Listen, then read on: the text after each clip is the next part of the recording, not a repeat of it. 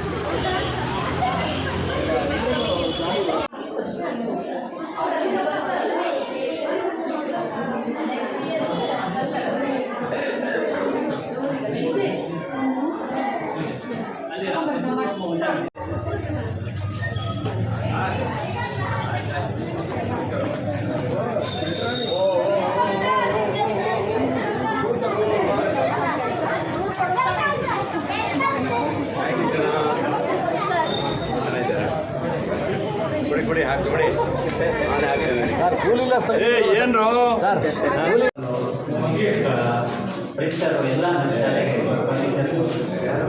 Dinesh engineer 3 lakh ರೂಪಾಯಿ Dinesh engineer ಅವ್ರದೇ ಇದೆಲ್ಲ ಸರ್. ಯಾರು ಅಧ್ಯಕ್ಷರು ಬರ್ರಿ,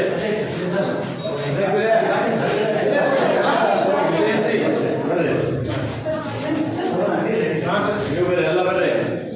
ಕಮಿಟಿಯವರೆಲ್ಲ ಬಂದಿರಾ? ಇದೆ ಸರ್. Okay yes sir.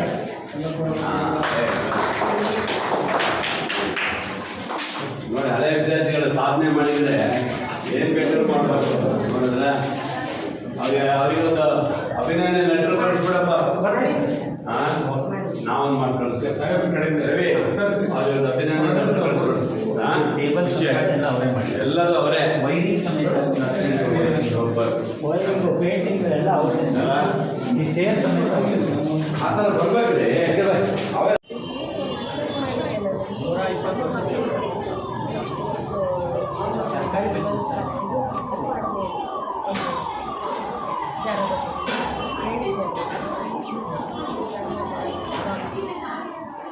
ಇಷ್ಟು ರೂಮ್ ಬೇಕಲ್ಲ.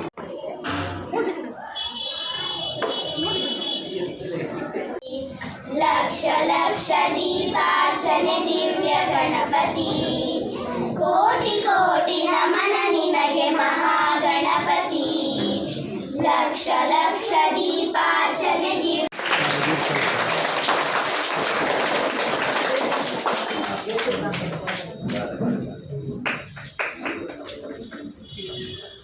ಈ ಸಭೆಯ ಅಧ್ಯಕ್ಷತೆಯನ್ನು ವಹಿಸಿಕೊಂಡಂತ ಈ ಒಂದು ಸಭೆಯಲ್ಲಿ ಆಸೀನರಾಗಿರ್ತಕ್ಕಂಥ ನಗರಸಭೆಯ ಉಪಾಧ್ಯಕ್ಷರಾದಂಥ ಸವಿತಾ ವಾಸು ಅವರು ಪೂರ್ವಕವಾದ ಸ್ವಾಗತವನ್ನು ಇಸ್ವಿಯಿಂದಲೂ ನಮ್ಮ ಕರ್ನಾಟಕ ರಾಜ್ಯ ಸರ್ಕಾರ ಮಂಜೂರು ಮಾಡ್ತಾ ಬರ್ತಾ ಇದೆ. ಈ ವರ್ಷದ ವಿಶೇಷವಾಗಿ ನಮ್ಮ ತಾಲೂಕಿಗೆ ಇದೊಂದು ವಿಶೇಷ ಕೊಡುಗೆಯಾಗಿ ಲಭ್ಯವಾಗಿರುವ ಕಾರಣಕ್ಕೆ ನಾವು ಇದನ್ನು ಬಹಳ ಮುಖ್ಯ ಅಂಶವಾಗಿ ಇದನ್ನು ಪ್ರಸ್ತಾಪಪಡಿಸಲಿಕ್ಕೆ ಇಷ್ಟಪಡ್ತಾ ಇದ್ದೇವೆ. ಯಾಕೆ ಅಂತಂದರೆ ಇದು ದ್ವಿಭಾಷೆ ಅಂತಂದರೆ ಇದು ಪೂರ್ಣ ಆಂಗ್ಲ ಮಾಧ್ಯಮದಲ್ಲೇ ಇರೋದಿಲ್ಲ. ಇಂಗ್ಲೀಷ್ ಮೀಡಿಯಮ್ ಅಂದ ತಕ್ಷಣ ಫುಲ್ ಇದು ಇಂಗ್ಲೀಷ್ ಪುಸ್ತಕನೇ ಅಲ್ಲ. ಪ್ರತಿ ಸೆಂಟೆನ್ಸು ಕೂಡ ಕನ್ನಡದಲ್ಲೂ ಇರುತ್ತೆ, ಇಂಗ್ಲೀಷಲ್ಲೂ ಇರುತ್ತೆ. ಯಾಕಂದರೆ ಯಾವುದೇ ಒಂದು ಮಗುವನ್ನು ನಾವು ಮಾತೃಭಾಷೆಯಿಂದ ವಂಚನೆ ಮಾಡೋ ಹಾಗಿಲ್ಲ. ಅದರ ಮಾತೃಭಾಷೆಯನ್ನು ಕಲಿಸೋದು ನಮ್ಮ ಒಂದು ಸರ್ಕಾರದ ಒಂದು ಕರ್ತವ್ಯವಾಗಿದೆ. ಅದನ್ನು ಸರ್ಕಾರ ನಿಭಾಯಿಸ್ತಲೇ ಬಂದಿದೆ. ಈ ಹಿನ್ನೆಲೆಯಲ್ಲಿ ಕನ್ನಡ ಮತ್ತು ಇಂಗ್ಲೀಷು ಎರಡೂ ಭಾಷೆಯಲ್ಲೂ ಇರುವಂತಹ ಒಂದು ಪುಸ್ತಕವನ್ನು, ಅಂದರೆ ಒಂದು ಶೈಕ್ಷಣಿಕ ಕ್ರಮವನ್ನು ನಮ್ಮ ಕರ್ನಾಟಕ ರಾಜ್ಯ ಸರ್ಕಾರ ಪರಿಚಯಿಸಿದೆ. ಅದನ್ನು ಈಗ ಸಾಕಷ್ಟು ವರ್ಷಗಳಿಂದ ಮಾಡ್ತಾ ಬಂದಿದ್ದರೂ ಕೂಡ ನಮ್ಮ ತಾಲೂಕಿಗೆ ಲಭ್ಯವಾಗಿರೋದು ಕೇವಲ 15 ಶಾಲೆಗಳಿಗೆ ಮಾತ್ರ ಆಗಿತ್ತು ಇಷ್ಟು ವರ್ಷಗಳಲ್ಲಿ. ಈ ವರ್ಷದಲ್ಲೂ ಕೂಡ ನಮ್ಮ ಎಲಿಜಿಬಿಲಿಟಿ ಪ್ರಕಾರ ಮಕ್ಕಳ ಸಂಖ್ಯೆಗೆ ಅನುಗುಣವಾಗಿ ನಾವು ಮನವಿಯನ್ನು ಸಲ್ಲಿಸಿದಾಗ ಕೇವಲ 12 ಶಾಲೆಗಳು ಮಾತ್ರ ಆಯ್ಕೆ ಆಗುವ ಸಂಭವನೀಯತೆ ಇತ್ತು. ಇಂಥ ಒಂದು ಸಂದರ್ಭದಲ್ಲಿ ಕೆಲವು ಶಾಲೆಗಳಿಗೆ ಬಹಳನೇ ಇಷ್ಟ ಇತ್ತು. ನಮ್ಮೆಲ್ರಿಗೂ ಗೊತ್ತಿದೆ, ಇವತ್ತು ಇಂಗ್ಲೀಷು ಎಲ್ಲ ಕಡೆ ಒಂದು ಬದುಕಿನ ಭಾಷೆ ಅಂತ ತೀರ್ಮಾನಕ್ಕೆ ಬಂದುಬಿಟ್ಟಿದೆ. ಜಾಗತೀಕರಣದ ಒಂದು ಪ್ರಭಾವದಿಂದಾಗಿ ನಮಗೆ ಬೇಡವಾಗಿದ್ದರೂ ಕೂಡ ನಾವು ಇಂಗ್ಲೀಷನ್ನು ಕಲಿಯುವಂಥ ಅನಿವಾರ್ಯತೆ ಮತ್ತು ಅವಶ್ಯಕತೆ ನಡೆಯುವ ಇರೋದರಿಂದ ಪೋಷಕರೆಲ್ಲ ಏನು ಮಾಡ್ತಾ ಇದ್ದಾರೆ ಅಂತಂದರೆ ಸರ್ಕಾರಿ ಶಾಲೆಗಳು, ವಿಶೇಷವಾಗಿ ಕನ್ನಡ ಮಾಧ್ಯಮ ಶಾಲೆಗಳಿಂದ ಮಕ್ಕಳನ್ನು ಬಿಡಿಸಿ ಇಂಗ್ಲೀಷ್ ಮಾಧ್ಯಮ ಶಾಲೆಗಳಿಗೆ ಮಕ್ಕಳನ್ನು ಸೇರಿಸೋ ಸಂಖ್ಯೆ ಜಾಸ್ತಿ ಆಗ್ತಾ ಇದೆ. ಈ ಒಂದು ವಲಯದಲ್ಲಿ ಖಾಸಗಿ ಶಾಲೆಗಳ ಒಂದು ಸ್ಪರ್ಧೆ ಹೆಚ್ಚಾಗಿರೋದ್ರಿಂದ ನಮ್ಮ ಸರ್ಕಾರಿ ಶಾಲೆಗಳನ್ನು ಕೂಡ ವಿಶೇಷವಾಗಿ ಸಾಮಾಜಿಕವಾಗಿ ಆರ್ಥಿಕವಾಗಿ ಹಿಂದುಳಿದಿರುವಂತಹ ದುರ್ಬಲವಾಗಿರುವ ವರ್ಗಗಳಿಗೆ ಇದು ಅನುಕೂಲ ಆಗಬೇಕು ಅನ್ನೋ ಉದ್ದೇಶದಿಂದಲೇ ನಮ್ಮ ಘನ ಸರ್ಕಾರ ಈ ಸರ್ಕಾರಿ ಶಾಲೆಗಳನ್ನು ಕೂಡ ನಾವು ಇಂಗ್ಲೀಷ್ ಮಾಧ್ಯಮವನ್ನು ತೆರೆದರೆ ಮಕ್ಕಳಿಗೆ ಬಹಳ ಅನುಕೂಲ ಆಗುತ್ತೆ ಅನ್ನುವಂಥ ಉದ್ದೇಶದಿಂದ ಇರೋದಾಗಿದ್ರೂ ಮಕ್ಕಳ ಸಂಖ್ಯೆಯ ಒಂದು ಪ್ಯಾರಾಮೀಟರ್ನ ಹಾಕಿದಾಗ ನಮ್ಮ ಸರ್ಕಾರಿ ಶಾಲೆಗಳು ಹೆಚ್ಚು ಆಯ್ಕೆ ಆಗ್ತಿರಲಿಲ್ಲ. ಈ ವರ್ಷದ ಒಂದು ವಿಶೇಷತೆ ಅಂತಂದರೆ ಅದಕ್ಕೆ ನಾವು ವಿಶೇಷವಾಗಿ ನಮ್ಮ ಮಾನ್ಯ ಶಿಕ್ಷಣ ಸಚಿವರು ಹಾಗೂ ನಮ್ಮ ತಾಲೂಕಿಗೆ ಸಂಬಂಧಪಟ್ಟ ಹಾಗೆ ನಮ್ಮ ಮಾನ್ಯ ಶಾಸಕರನ್ನು ಅಭಿನಂದಿಸಲೇಬೇಕು. ಯಾಕೆ ಅಂತಂದರೆ ನಮ್ಮ 12 ಶಾಲೆಗಳು ಮಾತ್ರ ಆಯ್ಕೆ ಆಗುವಂಥ ಸಂಭವನೀಯತೆ ಇದ್ದ ಸಂದರ್ಭದಲ್ಲಿ ನಮ್ಮ ತಾಲೂಕಿಗೆ ಒಂದು ದಿನ ಅವರೇ ಶಾಲೆಗಳು ಕ್ಯಾನ್ಸಲ್ ಆಗ್ತಾ ಇತ್ತು. ಈ ವರ್ಷ ಆ ಎಲ್ಲ ಶಾಲೆಗಳು 30 ಶಾಲೆಗಳು ಹಿರಿಯ ಪ್ರಾಥಮಿಕ ಶಾಲೆಗಳು, ಒಂದು ಪ್ರೌಢಶಾಲೆ ಒಟ್ಟು 31 ಶಾಲೆಗಳಿಗೆ ಒಂದು ಅವಕಾಶವನ್ನು ಮಂಜೂರು ಮಾಡಿಸಿಕೊಟ್ಟಿದ್ದಾರೆ. ಅದರಲ್ಲಿ 28 ಶಾಲೆಗಳಲ್ಲಿ ಅದು ಪ್ರಾರಂಭ ಆಗಿದೆ. 2 ಶಾಲೆಗಳಿಗೆ ದಾಖಲಾತಿಯ ಕೊರತೆಯಿಂದಾಗಿ ಆಗಿಲ್ಲ. ಮುಂದಿನ ವರ್ಷಗಳಲ್ಲಿ ಅಲ್ಲೂ ಕೂಡ ಪ್ರಾರಂಭ ಆಗುತ್ತೆ. ಈ ಒಂದು ಕಾರ್ಯಕ್ರಮ ಇವತ್ತು ಇಲ್ಲಿ ಆಯೋಜನೆ ಮಾಡಲಿಕ್ಕೆ ಕಾರಣ ನಮ್ಮ ಮಾನ್ಯ ಕ್ಷೇತ್ರ ಶಿಕ್ಷಣಾಧಿಕಾರಿಗಳು, ನಮ್ಮ ಮಾನ್ಯ ಶಾಸಕರು ಇಷ್ಟೆಲ್ಲ ಒಂದು ಇಚ್ಛೆಯಿಂದ ಅವರು ಆಂಗ್ಲ ಮಾಧ್ಯಮವನ್ನು ಕೊಟ್ಟಿದ್ದಾರೆ. ಅವರು ಒಂದಾದರೂ ಶಾಲೆಯಲ್ಲಿ ಉದ್ಘಾಟನೆ ಮಾಡಲಿ ಅನ್ನೋದೊಂದು ಆಶಯ ಇತ್ತು ಅವರಿಗೆ. ಹಾಗಾಗಿ ನಮ್ಮ STMC ಅವರು, ವಿಶೇಷವಾಗಿ ನಮ್ಮ ಕೆರೆ ಶಾಲೆಯ STMC ಅವರು ಮತ್ತು ಮುಖ್ಯ ಶಿಕ್ಷಕರು ಕೂಡ ಅದಕ್ಕೆ ಸ್ಪಂದನೆ ನೀಡಿ ಒಂದು ಒಳ್ಳೆಯ ಕಾರ್ಯಕ್ರಮವನ್ನು ಇಲ್ಲಿ ಆಯೋಜನೆ ಮಾಡಿದ್ದಾರೆ.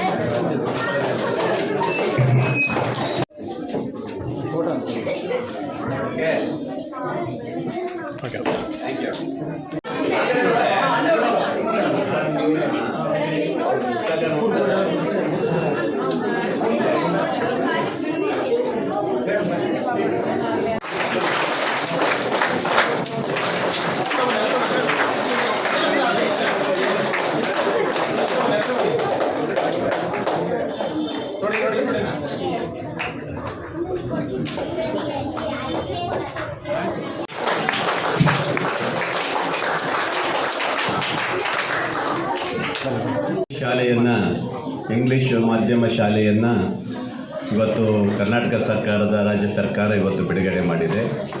ಇವತ್ತಿನ ಈ ಕಾರ್ಯಕ್ರಮದ ಘನ ಅಧ್ಯಕ್ಷತೆಯನ್ನು ವಹಿಸಿರುವಂಥ ಈ ನಮ್ಮ ಶಾಲಾ ಕಮಿಟಿಯ ಅಧ್ಯಕ್ಷರು ಆತ್ಮೀಯರಾದಂಥ ಪದ್ಮನಾಭ್ ಘಾಟಿಯವರೇ, ಈ ಒಂದು ಸಮಾರಂಭದಲ್ಲಿ ಉಪಸ್ಥಿತರಿರುವಂಥ ನಗರಸಭಾ ಗೌರವಿತ ಅಧ್ಯಕ್ಷರಾದಂಥ ಮೈತ್ರಿ ಪಾಟೀಲ್ರವರೇ, ಈ ಸಮಾರಂಭದಲ್ಲಿ ಉಪಸ್ಥಿತರಿರುವಂಥ ನಗರಸಭಾ ಉಪಾಧ್ಯಕ್ಷರಾದಂಥ ಸವಿತಾ ವಾಸು ಅವರೇ, ಈ ಒಂದು ಆದರೆ ಸರ್ಕಾರದ ಯೋಜನೆ ಭಾಳ ಕಮ್ಮಿ ಬರುತ್ತೆ.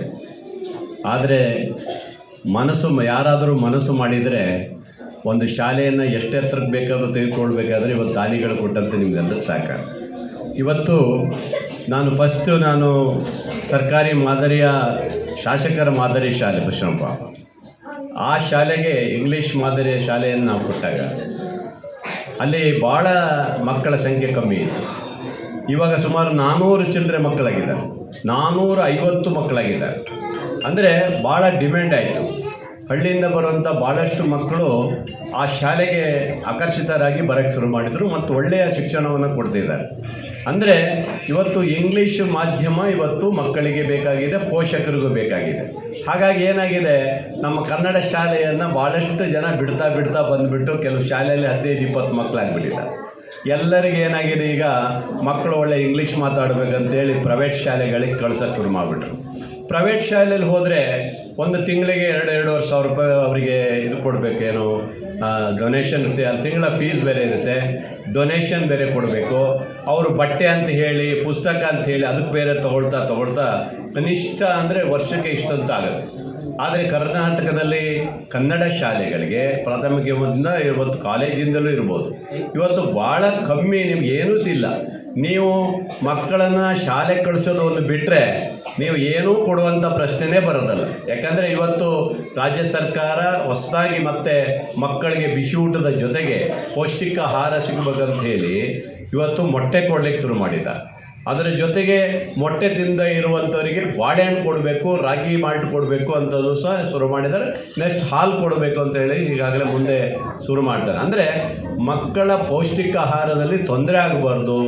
ಯಾಕಂದರೆ ಭಾಳಷ್ಟು ಮಕ್ಕಳಿಗೆ ಪೌಷ್ಟಿಕ ಆಹಾರದಿಂದ ಸ್ವಲ್ಪ ಕೊರತೆ ಆಗಿದ್ದರಿಂದ ಅದು ಓದಲಿಕ್ಕೆ ಬರೋದಿಲ್ಲ, ಓದಕ್ಕೆ ಆಗೋದಿಲ್ಲ ಅಂತೇಳಿ ಈ ರೀತಿಯ ವ್ಯವಸ್ಥೆಯನ್ನು ರಾಜ್ಯ ಸರ್ಕಾರಗಳು ಮಾಡಿದಾಗ ಪೋಷಕರ ಪಾತ್ರ ಏನಿರುತ್ತೆ ಹೇಳಿ? ನೀವು ಮಕ್ಕಳನ್ನ ಶಾಲೆ ಕಳಿಸೋದು ಒಂದೇ ಬಾಕಿ ಇರುತ್ತೆ, ನಿಮ್ಗೇನು ಕೆಲಸ ಇರೋದಿಲ್ಲ. ಕಳಿಸೋದ್ರಿಂದ ಮಕ್ಕಳ ಶೈಕ್ಷಣಿಕ ನಾವೆಲ್ಲರೂ ಒಂದಾಗಿರಬೇಕು. ನನಗೊಂದು ಖುಷಿ ಆಯಿತು. ಒಂದು ಯಾವುದೋ ನಮ್ಮ ದುಬೈ ಇರುವಂಥ ನಮ್ಮ ಅನುಪಮ ಅವರು 3.5 ಲಕ್ಷ ರೂಪಾಯಿ ಕೊಟ್ಟು ಇವತ್ತು ಕಂಪ್ಯೂಟರ್ ಎಲ್ಲ ಕೊಡಿಸಿ ತುಂಬ ಚೆನ್ನಾಗಿ ಸ್ಮಾರ್ಟ್ ಕ್ಲಾಸ್ ಎಲ್ಲ ಮಾಡಿಕೊಟ್ಟಿದ್ದಾರೆ. ಅಂದರೆ ಎಷ್ಟು ಖುಷಿ ಆಗುತ್ತಲ್ವಾ? ಈ ಥರ ಈಗ ನಮ್ಮದೊಂದು ಕಾನ್ಸೆಪ್ಟ್ ಇದೆ, ನಮ್ಮ ಶಾಲೆ ನಾವು ಎಂಥದ್ದು ನಮ್ಮ ಶಾಲೆ ನಮ್ಮ ಜವಾಬ್ದಾರಿ ಅಂತೇಳಿ. ಈಗಾಗಲೇ ನಾವು ಎಲ್ಲ ಶಾಲೆ ಓದಿರುವಂಥ ಹಳೆ ವಿದ್ಯಾರ್ಥಿಗಳಿಗೆ ಒಂದು ಹೊಸ ಸಂದೇಶವನ್ನು ರಾಜ್ಯ ಸರ್ಕಾರ ಸಾರಿದೆ. ಮೊನ್ನೆ ಆನಂದಪುರದಲ್ಲಿ ನಮ್ಮ ಒಂದು ಶಾಲೆಗೆ ಒಬ್ಬ ವಿದ್ಯಾರ್ಥಿ 90 ಲಕ್ಷ ರೂಪಾಯಿ ಕೊಟ್ಟಿದ್ದಾರೆ. 90 ಲಕ್ಷ ರೂಪಾಯಿಯನ್ನು ಒಬ್ಬ ವಿದ್ಯಾರ್ಥಿ ಕೊಟ್ಟಿದ್ದಾರೆ. ಅದು ಅವನು ಪ್ರೇರಣೆ ಆಯಿತು ಅವನಿಗೆ. ಅಂದರೆ ನಾನು ಓದಿದ ಶಾಲೆ, ನನ್ನ ಶಾಲೆಗೆ ಏನಾದರೂ ಕೊಡಬೇಕಂತೇಳಿ 90 ಲಕ್ಷ ರೂಪಾಯಿ ಕೊಟ್ಟ. ಮೊನ್ನೆ ನಮ್ಮ ಕೋಗಾರ್ ಕಡೆ ಇದು ತುಂಬ್ರಿ ಬ್ಯಾಕ್ವರ್ಡಲ್ಲಿ ಒಬ್ಬ 50 ಲಕ್ಷ ರೂಪಾಯಿ ಕೊಟ್ಟಿದ್ದಾನೆ. 50 ಲಕ್ಷ ರೂಪಾಯಿ ಕೊಟ್ಟಿದ್ದಾರೆ. 10, 15, 20 ಲಕ್ಷ ರೂಪಾಯಿ ಬೇಕಾದಷ್ಟು ಜನ ಕೊಟ್ಟಿದ್ದಾರೆ. ಹಾಗಾಗಿ ಹಳೆ ವಿದ್ಯಾರ್ಥಿಗಳು ಮನಸ್ಸು ಮಾಡಿದರೆ ಯಾವುದೇ ಸ್ಕೂಲನ್ನು ಅಭಿವೃದ್ಧಿ ಮಾಡಲಿಕ್ಕೆ ಸಾಧ್ಯ ಇದೆ. ಇವತ್ತು ನಿಮ್ಮ ಶಾಲೆ ಖುಷಿ ಆಯಿತು. ಕೆರೆ ಶಾಲೆ ಒಂದೇ ಅಂತಲ್ಲ, ಎಲ್ಲ ಶಾಲೆಯಲ್ಲೂ ಸಹ ಇವತ್ತು ಹಳೆ ವಿದ್ಯಾರ್ಥಿಗಳು ಭಾಳ ಜನ ಇದ್ದಾರೆ. ಅವು ಮನಸ್ಸು ಮಾಡಬೇಕಷ್ಟೇ. ಶಿಕ್ಷಣ ಎಲ್ಲರ ಹಕ್ಕದು. ಒಂದು ಯಾವುದೇ ನೀವು ಒಬ್ಬ ವ್ಯಕ್ತಿಗೆ ಒಂದು 10,000 ರೂಪಾಯಿ ಕೊಡಿ, ಅವನು 1 ವರ್ಷದ ಮೇಲೆ ಬಿಡ ನಿಂದ ಯಾವ 10,000 ಅಂತಾನೆ. ಆದರೆ ಆ ಮಗುಗೊಂದು ಶಿಕ್ಷಣ ಕೊಡಿ, ಅವನು ಸಾಯೋವರೆಗೆ ಹೇಳ್ತಾನೆ, ಇವರು ನನಗೆ ಶಿಕ್ಷಣ ಕೊಟ್ಟಿದ್ದರು, ಅವರಿಂದ ನಾನು ಬದುಕಿದೆ, ಇವತ್ತು ಒಬ್ಬ ವ್ಯಕ್ತಿಯಾದಂಥ ಒಂದು ಹೇಳ್ತಾನೆ ಇವತ್ತು. ಹಾಗಾಗಿ ಬಂಧುಗಳೇ, ಯೋಚನೆ ಮಾಡಬೇಕು. ಇವತ್ತು ಭಾಳಷ್ಟು ಜನರಿಗೆ ಏನಾಗಿದೆ ಅಂದರೆ ಕನ್ನಡ ಶಾಲೆ ಅಂದರೆ ಮೂಗು ಮುರಿತಾರೆ, ಏನೋ ಕನ್ನಡ ಶಾಲೆ ಪೈದೋ ಅಂತ ಹೇಳ್ತೀರಿ. ನೀವು ತಿಳ್ಕೋಬೇಕು, ಕನ್ನಡ ಶಾಲೆಯಲ್ಲಿರುವಂಥ ಇವತ್ತು ಮಾಸ್ಟರ್ಗಳು ಮೆರಿಟಿಂದ ಆಯ್ಕೆಯಾಗಿ ಬಂದಿರ್ತಾರೆ. ಉತ್ತಮವಾದಂಥ ಶಿಕ್ಷಣ, ಗುಣಮಟ್ಟದ ಶಿಕ್ಷಣವನ್ನು ಕೊಡ್ತಾರೆ. ನೀವು ಪ್ರೈವೇಟ್ ಶಾಲೆಗೆ ಹೋಗೋರಿಗೆಲ್ಲ 10,000 ರೂಪಾಯಿ ಸಂಬಳ ಕೊಟ್ಟು ಅವ್ರು ಇಟ್ಕೊಂಡು ಮಾಡ್ತಾರೆ. ಇವತ್ತು ನೋಡಿ, ನಮ್ಮ ತಾಲೂಕಿನಲ್ಲಿ 22 ಶಾಲೆ 100% ಬಂದಿದೆ ಅಂತ ಹೇಳಿದ್ರೆ ಅದು ಕನ್ನಡ ಶಾಲೆಯಲ್ಲಿ ಬಂದಿದೆ. ಪ್ರೈವೇಟಲ್ಲಿ ಬಂದಿರೋದು ಒಂದು 3 ಶಾಲೆಯಲ್ಲಿ ಇರ್ಬೋದು, ಅಲ್ಲದೆ ರಾಮಕೃಷ್ಣ ಶಾಲೆ ಇಂಥ ಒಂದು 2-3 ಶಾಲೆ ಬಂದಿರ್ಬೋದು. ಬಿಟ್ಟರೆ ಕನ್ನಡ ಶಾಲೆ 22 ಶಾಲೆ ಇವತ್ತು ನಮ್ಮಲ್ಲಿ ಹೈಯೆಸ್ಟ್ 100% ಬಂದಿದೆ. ಅಂದರೆ ನಮ್ಮ ಶಿಕ್ಷಣದ ವ್ಯವಸ್ಥೆ ಹೇಗಿದೆ ಇದು ಯೋಚನೆ ಮಾಡಬೇಕು. ಆದರೆ ಏನಂದರೆ ಬಿಲ್ಡಿಂಗ್ ಹಳೇದಾಗಿರುತ್ತೆ, ಸುಣ್ಣ ಬಣ್ಣ ಸ್ವಲ್ಪ ಆಗಿರಲ್ಲ ಬಿಟ್ಟರೆ. ಆದರೆ ಶಿಕ್ಷಣದ ಗುಣಮಟ್ಟ ಅತ್ಯಂತ ತುಂಬ ಸುಂದರವಾಗಿರುತ್ತೆ, ಭಾಳ ಅದ್ಭುತವಾಗಿರುತ್ತೆ, ಚೆನ್ನಾಗಿರುತ್ತೆ. ಇದನ್ನು ತಾವು ಅರ್ಥ ಮಾಡ್ಕೊಳ್ಬೇಕು. ಭಾಳ ಜನರಿಗೆ ದುಡ್ಡು ಜಾಸ್ತಿ ಆಗಿಬಿಟ್ಟಿದೆ. ಇತ್ತೀಚೆಗೆ ಏನಾಗಿದೆ, ಈಗ ದುಡಿಮೆ ಜಾಸ್ತಿ ಆಗಿದ್ದರಿಂದ ನನ್ನ ಮಗ ಏನಪ್ಪ ವ್ಯಾನಲ್ಲಿ ಹೋಗಬೇಕು. ನೀವು 1 ಗಂಟೆ ಆಟ ಆಡಿ ಬಂದ ಮೇಲೆ ಮಗ ಓದು ಅಂತ ಹೇಳಿದ್ರೆ ಚೆನ್ನಾಗೇ ಓದ್ತಾನೆ ಅವನಿಗೆ. ನೀವೇನು ಮಾಡ್ತಾರೆ, TV ಹಾಕೊಂಡು ಕುತ್ಕೊಂಡ್ಬಿಡೋದು, ಅವನಿಗೆ ಓದೋಕ್ಕೆ ಅಲ್ಲಿ ಬಿಟ್ಬಿಡೋದು. ಈ ಥರ ಆಗಿದ್ರೆ ಏನಾಗುತ್ತೆ, ಮಕ್ಕಳಿಗೆ ಒತ್ತಡ ಹಾಕಕ್ಕೆ ಹೋಗಬೇಡಿ. ಮಕ್ಕಳು ಇವತ್ತು ಕಂಪ್ಯೂಟರ್ ಥರ ಇವತ್ತು ನೀವು ನೋಡಿ, ಗ್ರಾಮೀಣ ಭಾಗದಿರ್ಬೋದು, ಒಬ್ಬ ಸಣ್ಣ ಬಡವನ ಮಗನಿರ್ಬೋದು 90-97% ತಗೊಳ್ತಾನೆ ಅಂತ ಹೇಳಿದ್ರೆ ಅವರಿಗೆ ಅಷ್ಟು ಆಸಕ್ತಿ ಇದೆ ಅಂತ ಅರ್ಥ. ಹೆಣ್ಣು ಮಕ್ಕಳು ತಮ್ಮ ಭವಿಷ್ಯವನ್ನು ರೂಪಿಸಬೇಕಂತ ಹೆಣ್ಣು ಮಕ್ಕಳಿಗೆ 16-17 ವರ್ಷಕ್ಕೆ ಮದುವೆ ಮಾಡಿ ಕಳಿಸುವಂಥ ಕೆಟ್ಟ ಪದ್ಧತಿಯನ್ನು ಇವತ್ತು ರಾಜ್ಯದಲ್ಲಿ ನಡೀತಾ ಇದೆ. ಸಾಗರದಲ್ಲೂ ಕೆಲವು ನಡೆದಿದೆ ಅಂತ ಬಂದಿದೆ, ನಾನು ಇನ್ನೂ ಗಮನಕ್ಕೆ ಬಂದಿಲ್ಲ. ನಾವು ಈಗಾಗಲೇ ತನಿಖೆ ಮಾಡ್ತಾ ಇದ್ದೀವಿ. ಆ ಥರ ಏನಾದರೂ ಬಂದರೆ ಫೋಕ್ಸೋ ಕಾಯ್ದೆ ಅಡಿಯಲ್ಲಿ ಅವರಿಗೆ ಜೈಲಿಗೆ ನಾವು ಓಡಿಸ್ತೀವಿ. ಆ ತಂದೆ ತಾಯಿಗಳಿಗೂ ಜೈಲಿಗೆ ಹೋಗ್ತಾರೆ. ನೆನ್ಪಿಡ್ಕೋಬೇಕು. ಇವತ್ತು ಯಾರಾದರೂ ಆ ಥರ ಮಾಡಿದರೆ ತಂದೆ ತಾಯಿನೂ ಸಹ ಜೈಲಿಗೆ ಹೋಗ್ತಾರೆ, ಆ ಹುಡುಗನೂ ಜೈಲಿಗೆ ಹೋಗ್ತಾನೆ. ಹಾಗಾಗಿ ಇದನ್ನು ಗಟ್ಟಿಯಾಗಿ ತೆಗೆದುಕೊಳ್ಬೇಕು.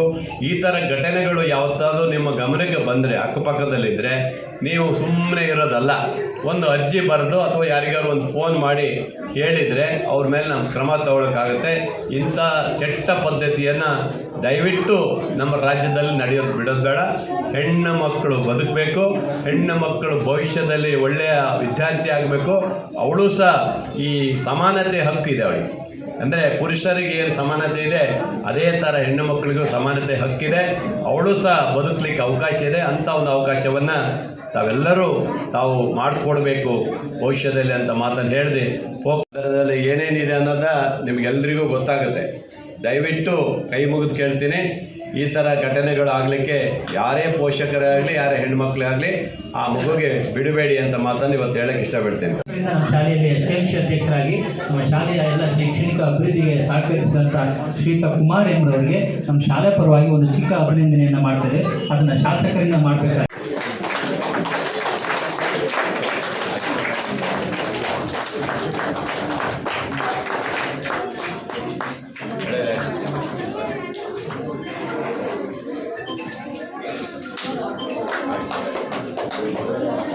ಅಂದರೆ ಕನ್ನಡ ಮೀಡಿಯಂ ಶಾಲೆ. ನಾವು ಕರ್ನಾಟಕದಲ್ಲಿ ಹುಟ್ಟಿ ಕನ್ನಡವನ್ನು ಇಷ್ಟವನ್ನು ಪಟ್ಟು ಕನ್ನಡ ಮಾಧ್ಯಮದಲ್ಲಿ ಓದ್ತಿದ್ದಂತಹ ಮಕ್ಕಳಿಗೆ ಅನಿವಾರ್ಯ ಇವಾಗ ಇಂಗ್ಲೀಷು ಬೇಕೇ ಬೇಕು. ಯಾಕೆಂದರೆ ಇವತ್ತು ಡಿಜಿಟಲ್ ಯುಗ.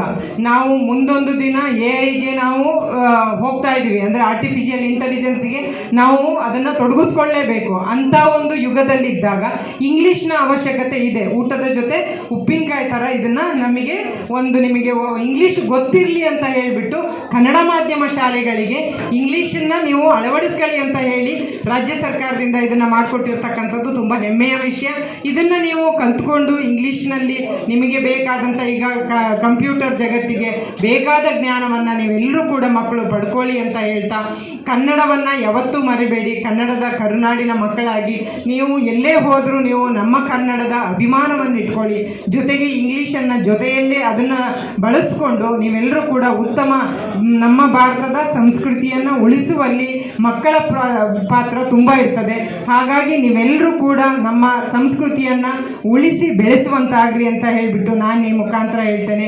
ಅದೇ ರೀತಿ ಪೋಷಕರಲ್ಲಿ ಒಂದು ವಿನಂತಿ, ಇವತ್ತು ಮಕ್ಕಳು ಕಂಪ್ಯೂಟರ್ಗೆ ದಾಸರಾಗ್ತಾ ಇದ್ದಾರೆ. ಅದರಿಂದ ಹೊರಬರಬೇಕು ಅಂತಂದರೆ ನಾವು ನಮ್ಮ ಒಂದು ಮಕ್ಕಳನ್ನು ನಾವು ಒಂದು ಸಮಯವನ್ನು ಕೊಟ್ಟು ಅವ್ರ ಜೊತೆ ಸ್ವಲ್ಪ ಹೊತ್ತಾದರೂ ಹೇಳಿದರು ಶಾಸಕರು, ಹಾಗೆ ಸ್ವಲ್ಪ ಹೊತ್ತಾದರೂ ನಮ್ಮ ಸಮಯವನ್ನು ಮಕ್ಕಳಿಗಾಗಿ ನಾವು ಮೀಸಲಾಗಿ ಇಡಬೇಕು ಅಂತ ಹೇಳ್ಬಿಟ್ಟು ಕೇಳ್ಕೊಳ್ತಾ, ಎಲ್ಲ ಪ್ರಭಾವಿಗಳು ಆಮೇಲೆ ನೇಷನಲ್ ಆಗಿದೆಲ್ಲ ಸರ್ಕಾರಿ ಶಾಲೆಯಲ್ಲಿ ಓದಿ ಎಲ್ಲ ಜಾಬ್ ತಗೊಂಡಿದ್ದು. ಆದರೆ ಈಗ ಸರ್ ಹೇಳಿದಾಗೆ ಖಾಸಗಿ ಶಾಲೆ ಮೇಲೆ ಒಲವು ಇದೆ. ಮೊದಲೆಲ್ಲ ನಾವು ಶಾಲೆಗೆ ಹೋಗುವಾಗ ಏನೂ ಇದ್ದಿಲ್ಲ. ಅಂದರೆ ಈಗ ನಮ್ಮ ಯಡಿಯೂರಪ್ಪ ಅವರು ಮುಖ್ಯಮಂತ್ರಿ ಆಗಿದ್ದಾಗ ಬಿಸಿ ಊಟದ ವ್ಯವಸ್ಥೆಯನ್ನು ಮಾಡಿದರು. ಹಾಗೆ ಹಂತವಾಗಿ ಮಕ್ಕಳಿಗೆ ಸಮವಸ್ತ್ರ ಇರ್ಬೋದು, ಶೂ ಶಾಕ್ಸ್ ಇರ್ಬೋದು, ಬ್ಯಾಗ್ ಇರ್ಬೋದು, ಹಂತವಾಗಿ ಎಲ್ಲ ವ್ಯವಸ್ಥೆನೂ ಆಗ್ತಾಯಿದೆ ಮಕ್ಕಳಿಗೆ. ಮೊದಲಲ್ಲಿ ನಮ್ಮ ಶಾಲೆಗೆ ಒಂದು ಪೆಟ್ಟು ಹೊಡೆದ್ರೆ ಅಥವಾ ಬೈದು ನಾವು ಮನೆ ಬಂದು ಹೇಳಲಾಗಿತ್ತು. ಇವಾಗ ಎಲ್ಲಾದರೂ ಒಂದು ಚೆನ್ನಾಗಿ ಕಲೀಲಿ ಅಂತೇಳಿ ಒಂದು ಜೋರು ಮಾಡಿದ್ರೆ ಸಾಕು, ಅಥವಾ ಒಂದು ಏಟು ಹೊಡೆದ್ರೆ ಸಾಕು, ಮನೇಲಿ ಕಂಪ್ಲೇಂಟು. ಅವಾಗ ಪೋಷಕರು ಏನು ಮಾಡ್ತಾರೆ, ಏನ್ರಿ ನನ್ನ ಮಗು ಹೊಡೆದ್ರಲ್ಲ ಏನು ಕಲಿತೆ, ಅವ್ರು ಸಪೋರ್ಟ್. ಇದಕ್ಕೆ ನಮ್ಮ STMC ಮಾಜಿ ಅಧ್ಯಕ್ಷರಾದಂಥ ಕುಮಾರ್ ಅವರ ಶ್ರಮ ತುಂಬಾ ಇದೆ. ಈ ಟೈಮಲ್ಲಿ ನಾವು ಅವ್ರನ್ನ ನೆನೆಸ್ಕೊಳ್ಳದೆ ಇದ್ದರೆ ತುಂಬ ತಪ್ಪಾಗುತ್ತೆ. ಈ ಶಾಲೆಗೆ ನಾನು ಈ ವಾರ್ಡಿನ ಸದಸ್ಯೆಯಾಗಿ ಆರಿಸಿ ಬಂದಾಗ ಬರೀ 7 ಮಕ್ಕಳಿದ್ರು ಸರ್. 7 ಮಕ್ಕಳು ಶಾಲೆ ಮುಚ್ಚೋ ಹಂತದಲ್ಲಿತ್ತು. ಆ ನಂತರದಲ್ಲಿ ಅಧ್ಯಕ್ಷರಾಗಿ ಬಂದಂಥವ್ರು ಕುಮಾರ್ ಅವರು. ಆವಾಗ ಶಾಸಕರಾಗಿ ಹಾಲಪ್ಪನವರಿದ್ದು ನಾವು ಸುಮಾರು ಸಾರಿ ಅವ್ರ ಹತ್ರ ಹೋಗಿ ಅದು ಇದು ಕೇಳಿದ್ವಿ. ಆಗ ನಮ್ಗೆ ಅವ್ರು ಕೊಟ್ಟಂಥ ಅನುದಾನದಲ್ಲಿ ನೆಲ ಮಾಡಿಸ್ಕೊಂಡ್ವಿ. ಬಂದಂಥ ಅನುದಾನದಲ್ಲಿ ಕಬ್ಬಣದ ಇದನ್ನೆಲ್ಲ ಮಾಡ್ಕೊಂಡ್ವಿ. ಆದರೆ ಶಾಲೆ ಆಂಗ್ಲ ಮಾಧ್ಯಮ ಶಾಲೆ ಬೇಕು ಸರ್. ಯಾಕಂದರೆ ಮಕ್ಕಳು ಈಗೆಲ್ಲರೂ ಇಂಗ್ಲೀಷಿನ ಒಲವಿನಲ್ಲಿರೋದ್ರಿಂದ ಆಂಗ್ಲ ಮಾಧ್ಯಮ ಇದ್ದಿದ್ರೆ ನಾವು ಮಕ್ಕಳನ್ನ ಜಾಸ್ತಿ ಮಾಡ್ಕೊಳಕ್ಕಾಗಲ್ಲ ಅಂತ. ಆವಾಗ ಕುಮಾರ್ ತಲೆಯಲ್ಲಿ ಪ್ಲ್ಯಾನ್ ಮಾಡಿ ನಾವೇ ಇಲ್ಲಿ ಒಂದು ಸ್ವಂತಕ್ಕೆ ಒಂದು ಇಂಗ್ಲೀಷ್ ಮಾಧ್ಯಮ ಅಂದರೆ ಕ್ಲಾಸನ್ನು ಶುರು ಮಾಡಿದ್ವಿ. ಅದಕ್ಕೋಸ್ಕರ ಒಂದು ಅತಿಥಿ ಉಪನ್ಯಾಸಕರನ್ನು ತಗೊಬಂದ್ವಿ. ಅವರಿಗೆ ತಿಂಗಳ ದಾನಿಗಳಿಂದ ಕುಮಾರು ಅವರು ಇವರು ಸಂಬಳ ಕೊಡೋ ವ್ಯವಸ್ಥೆ ಮಾಡ್ಕೊಂಡ್ವಿ. ಸ್ಕೂಲ್ ಸ್ಟಾರ್ಟ್ ಮಾಡಿದ್ವಿ. ಹಾಗೆ ಅವರ 7 ಇದ್ದಿದ್ದು 80. ಹೋದ ವರ್ಷ ನಮ್ಮದು 80 ಸ್ಟ್ರೆಂತು. 80 ಸ್ಟ್ರೆಂತಿಗೆ ತಗೊಬಂದ್ವಿ. 80 ಸ್ಟ್ರೆಂತಿಗೆ ತಂದಮೇಲೂ ನಮ್ಮ ಪ್ರಯತ್ನ ನಿರಂತರವಾಗಿ ಇದ್ದೇ ಇತ್ತು. ಅಂದರೆ ಈಗ ಎಷ್ಟು ಜನ ಆರ್ಥಿಕ ಆಸಕ್ತಿಗಳೇ ಕಾರಣ. ಇತ್ತೀಚಿನ ವರ್ಷಗಳಲ್ಲಿ ನಾನು ಈ ಹುದ್ದೆ ಬರೋ ಇದಕ್ಕಿಂತ ಮುಂಚೆ ಕಾರ್ಯನಿರ್ವಹಿಸಿದಂಥ ಕುಮಾರ್ ಅವರು ಭಾಳಷ್ಟು ದಾನಿಗಳನ್ನು ಹಿಡಿಯೋದಕ್ಕಿಂತ ಮುಂಚೆ ಹುಡುಕೋದು, ಹೇಗೆ ಹಿಡಿಯಬೇಕು, ಹೇಗೆ ಹುಡುಕಬೇಕು, ಜೊತೆಗೆ ಅವರಿಂದ ದಾನವನ್ನು ಸ್ವೀಕರಿಸಿದ ನಂತರ ಅದನ್ನು ಸದ್ಬಳಕೆ ಮಾಡುವಲ್ಲಿ ತುಂಬ ಶ್ರಮವಹಿಸಿ ಮಾಡಿದ್ದಾರೆ. ಆ ವಿಚಾರವಾಗಿ ಈಗ ಅವರನ್ನು ಗೌರವಿಸಿದ್ದು ಕೂಡ ತುಂಬ ಸಂತೋಷದ ವಿಚಾರ. ಹಾಗೆ ಇದರ ಮುಂದಿನ ಬೆಳವಣಿಗೆಯ ವಿಚಾರವಾಗಿ ನಾನು ಇಲ್ಲಿರುವ ಮಹನೀಯರಲ್ಲಿ ಸಮಯಕ್ಕೆ ಸರಿಯಾಗಿ ಆಗಬೇಕಾಗಿ ಬರುತ್ತೆ, ಅವರಿಂದ ಸಹಾಯ ಕೇಳಬೇಕಾಗಿ ಬರುತ್ತೆ. ತಾವೆಲ್ಲರೂ ಇದನ್ನು ತಮ್ಮ ವೈಯಕ್ತಿಕ ವಿಚಾರ ಅಂತ ತಿಳ್ಕೊಂಡು ಸಹಕರಿಸಬೇಕು ಅಂತ ಕೇಳ್ಕೊತಾ ನನ್ನ ಮಾತು ಮುಗಿಸ್ತೀನಿ. ನಮಸ್ಕಾರ.